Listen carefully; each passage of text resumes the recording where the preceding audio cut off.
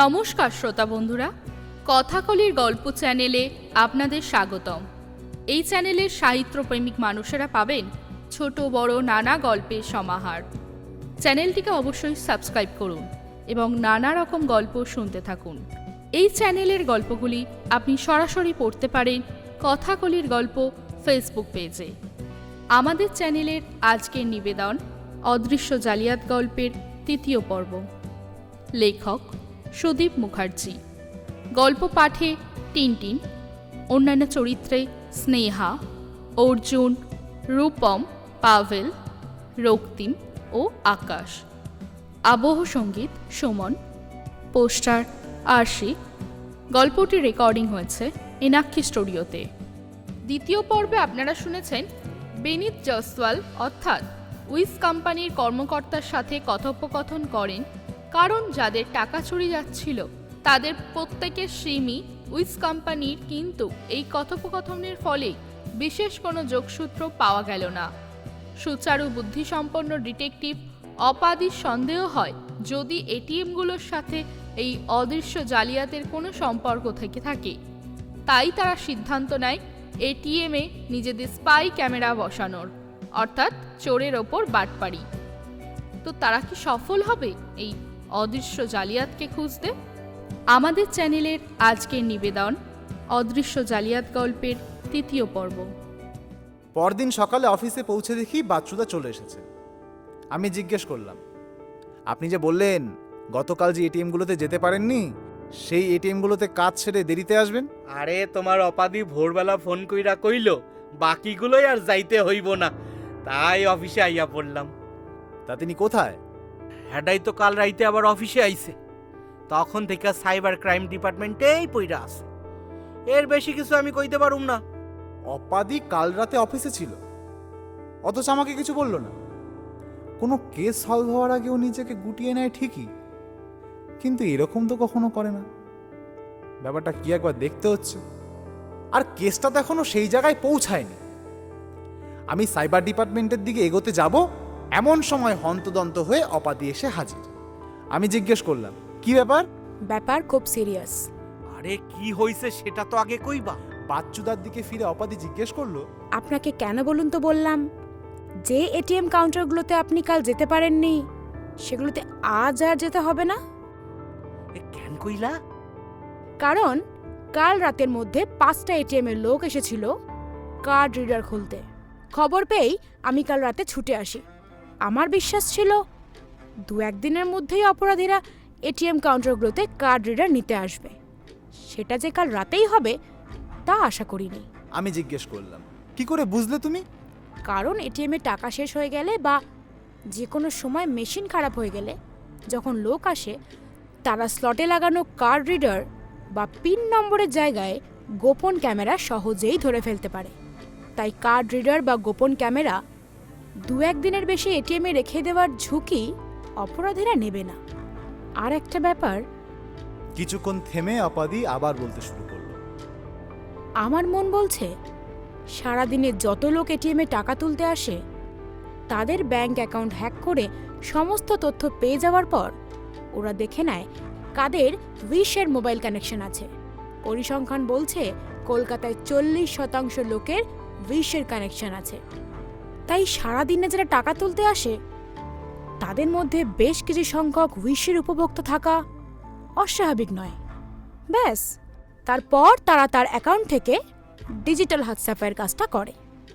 আমার দৃঢ় বিশ্বাস এক্ষেত্রে উইশ কোম্পানির লোক এবং ব্যাংকের লোক দুপক্ষই জড়িত আছে। আমাদের কাজ হলো আসল মাথাটাকে খুঁজে বের করা।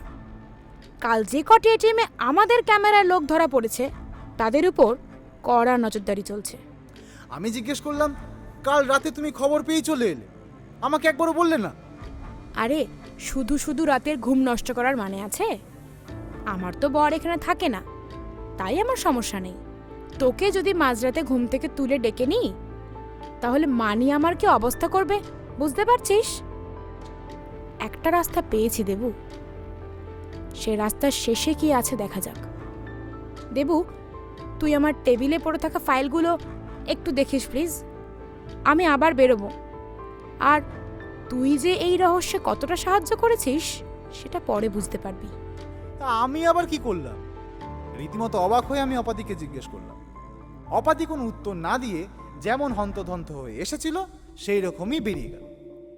এই 4 দিনে অপাদি অফিসে এলেও কাজ আমার উপর চাপিয়ে দিয়ে ও বেরিয়ে যায়।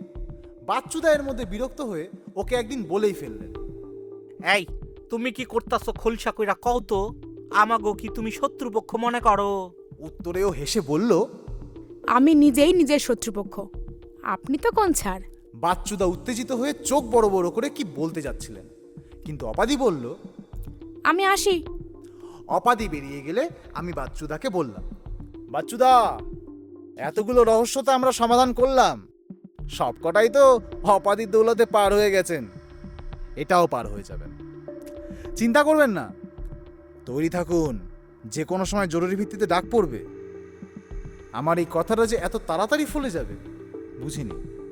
পরের দিন সকালে আমি অফিসে ঢুকে দেখি অপাদি ওর চেয়ারে বসে আছে। আমি ওকে বললাম, খবরের কাগজ দেখেছো? কাল রাতেও তো আবার সংকল্প ব্যাংকে ওই যতীন আগারওয়ালের অ্যাকাউন্ট থেকে 1.5 কোটি চুরি গেছে।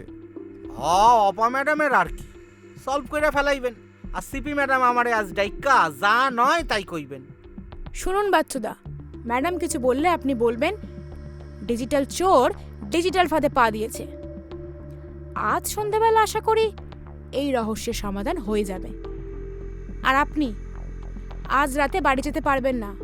আর দেবু, তুমিও বাড়িতে বলে দাও, দেরি হবে যেতে। আমি বললাম, সে আমি বলে দিচ্ছি, কিন্তু এবার একটু ঝেড়ে কাশো তো।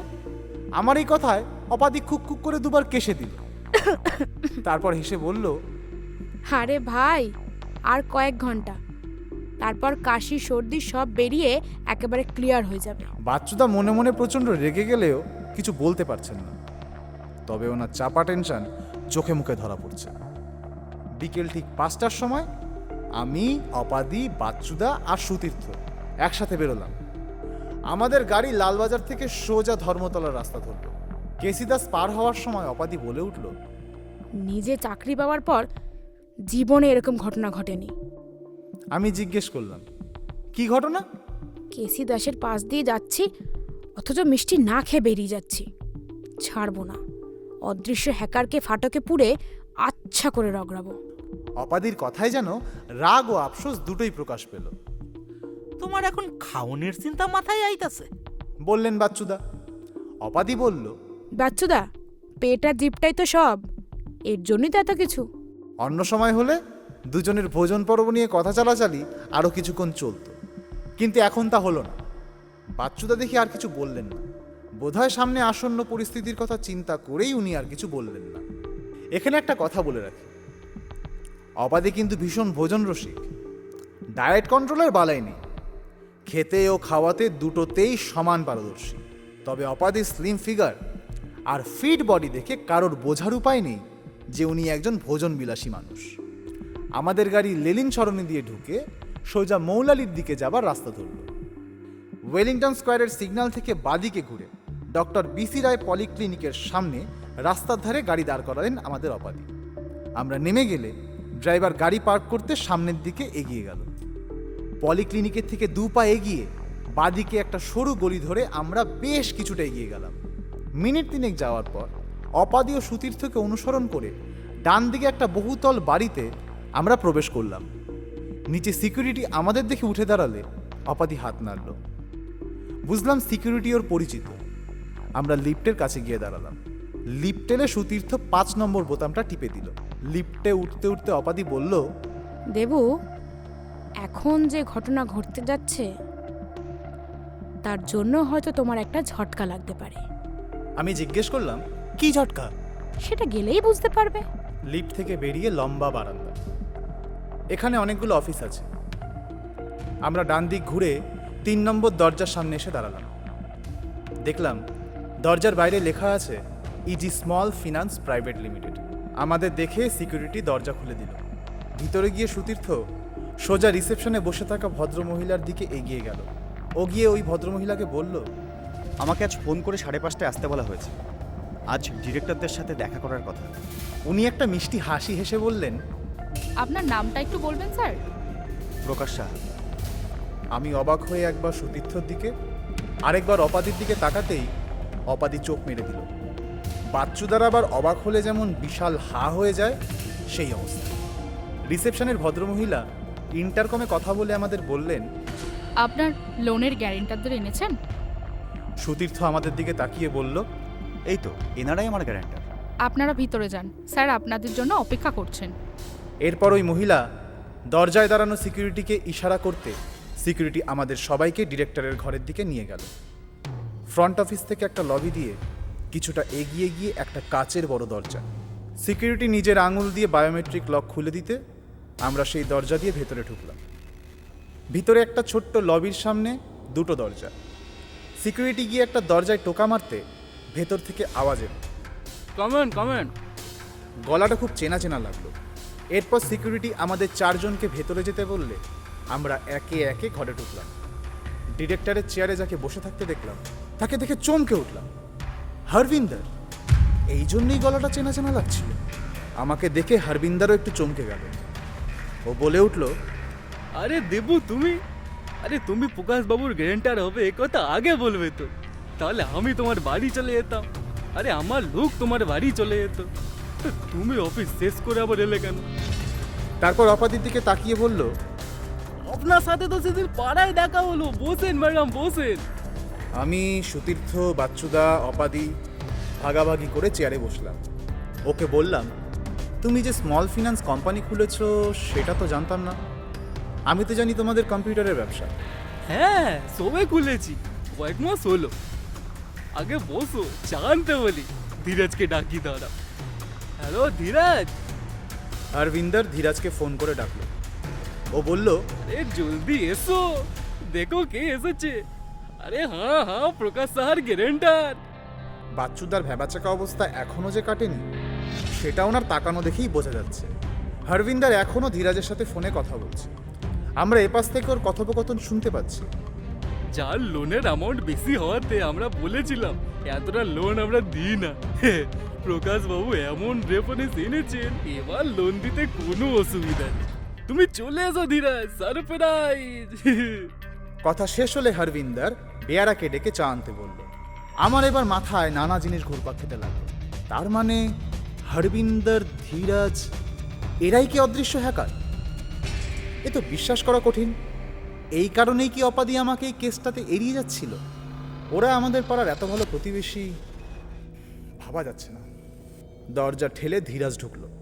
আরে দেবু ভাই যে, তুমি ওনার লোনের গ্যারান্টার হবে? হ্যাঁ, আমাদের আগে বললে আমরা তোমার বাড়িতে সই নিতে চলে যেতাম। তুমি কাস্টকারকে এলে। আমরা আসাতে আপনাদের বোধহয় খুব অসুবিধা হচ্ছে, তাই না? অপাদির এই কথায় ঘরে হঠাৎ করে কয়েক মুহূর্তের পিনড্রপ সাইলেন্স। এই ধরনের কথা হরবিন্দর বা ধীরাজ আশা করে।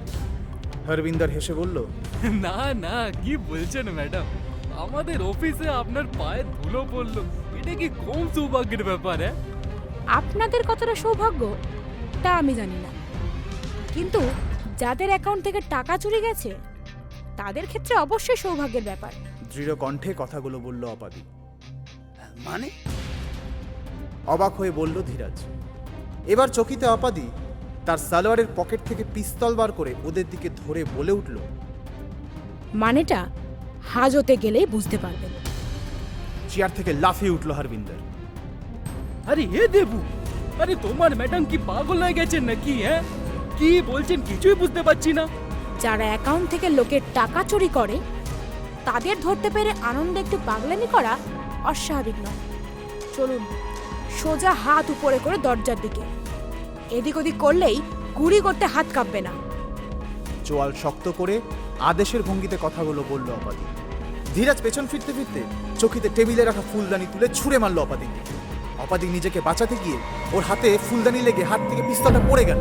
এরপর হরবিন্দর নিচু হয়ে টেবিলের ড্রয়ারের দিকে হাত বাড়াতেই বাচ্চুদা টেবিলের এপার থেকে এক লাফে টেবিলের ওপর উঠে সজোরে ওর মুখে একটা মোক্ষম ঘুষি চালালো। আচমকা ঘুষিকে ও মাটিতে পড়ে গেল। টেবিলে আতশো অবস্থায় বাচ্চুদা ড্রয়ার খুলে পিস্তলটা বার করে নিলেন। আমি আর সুতীর্থ আমাদের পিস্তল বার করে ওদের দুজনের দিকে তাক করছি। আমি টেবিলের ওপরে গিয়ে হরবিন্দরকে টেনে তুললাম। বাচ্চুদার ঘুষিকে মুখ ফেটে রক্ত বেরোচ্ছে। বাইরে পায়ের আওয়াজ শুনতে পাওয়া গেল। দরজা খুলে সিকিউরিটি ভেতরে ঢুকলো। তার ঘাড়ে অপাদি বিশাল এক রদ্দা কষিয়ে তাকে ধরাশায়ী করে। আমরা বন্দুক উঁচিয়ে 3 জনকে ধরে বাইরে আনলাম। দেখি বায়োমেট্রিক লকের কাচের দরজার ওপারে দাঁড়িয়ে অন্যান্য কর্মচারীরা বাইরে থেকে উকি দিচ্ছে। আমরা যেহেতু সিভিল ড্রেসে আছি, তাই বোধহয় ভাবছে আমরা ডাকাত। ওদেরকে ইশারা করে দরজা খুলতে বললে কেউ খুলছে না। এবার অপাদি দরজার নিচের দিকে গুলি চালাতে কাচের দরজা বিকট ঝনঝন শব্দে ভেঙে পড়ল। বাইরে আস্তে আস্তে আমি চিৎকার করে বললাম, পুলিশ না আসা পর্যন্ত কেউ জায়গা থেকে এক পাও নড়বে না। অপাদি মোবাইল বার করে ফোন করল এবং তারপর দলবল নিয়ে পুলিশ আসতে 5 মিনিটও সময় লাগলো না। বুঝলাম আগের থেকেই ও পুলিশকে রেডি থাকতে বলেছিল। হরবিন্দর ও ধীরজ সহ যে কয়জন কর্মচারী উপস্থিত ছিল তাদের গ্রেপ্তার করা হলো। এরপর অফিসের সমস্ত computer, laptop, pen drive, CD সব বাজেয়াপ্ত করে অফিস কয়েক ঘন্টার মধ্যে রাতারাতি সিল করে দেওয়া হয়। যাওয়ার সময় ধীরাজ একবার প্রশ্ন করল, দেবু, এটা তুমি ঠিক করলে না। হ্যাঁ, আমাদের বিরুদ্ধে কি প্রমাণ আছে? কাল রাতে তো যতীন আগারওয়ালের 1.5 কোটি টাকা আবার চুরি করেছে। আমার জায়গায় অপাদি করল। মিথ্যা কথা। চিৎকার করো না। কাল সন্ধেবেলার সব ঘটনা লাল বাজারে রেকর্ড হয়ে আছে। আমরা চোরের উপর বাটপারি করেছে কিনা সমস্ত কিছু কোর্টে পেশ করব। আর তোমাদের এই দুষ্কর্মের পার্টনার সংকল্প ব্যাংক ও উইশ কোম্পানির লোক সবাই এতক্ষণে পুলিশের হেফাজতে তোমাদের জন্য অপেক্ষা করছে। অপাদির এই কথায় হরবিন্দর বলল, হ্যাঁ, জেল থেকে আমরা তো বেরোবই, তখন সব কটাকে দেখে নেবো কে কত বড় গোয়েন্দা। হ্যাঁ, পুলিশ ওদেরকে নিয়ে যাওয়ার পর আমরা লালবাজার এসে পৌঁছালাম। সমস্ত কর্মকাণ্ড হতে রাত 9টা বেজে গেছে। আমরা গেলাম সিপি ম্যাডামের ঘরে। সেখানে এসিপি স্যার, আরও কয়েকজন অফিসার, সাইবার ক্রাইমের ইনচার্জ মিস্টার দেবাশিস জানা, সুতীর্থ সবাই উপস্থিত হলো। এবার অপাদি উঠে দাঁড়িয়ে এই অদৃশ্য হ্যাকারের রহস্য উদ্ঘাটন করল। কথাকলি গল্প চ্যানেলের আজকের নিবেদন এখানেই শেষ হলো। আমরা শীঘ্রই উপস্থিত হব এই গল্পের পরবর্তী পর্ব নিয়ে। আজকের পর্বটি আপনাদের কেমন লাগলো তা অবশ্যই কমেন্ট করে জানাবেন। আমাদের চ্যানেলটিকে অবশ্যই সাবস্ক্রাইব করুন এবং গল্পগুলি সরাসরি পড়ে ফেলুন কথাকলির গল্প ফেসবুক পেজে।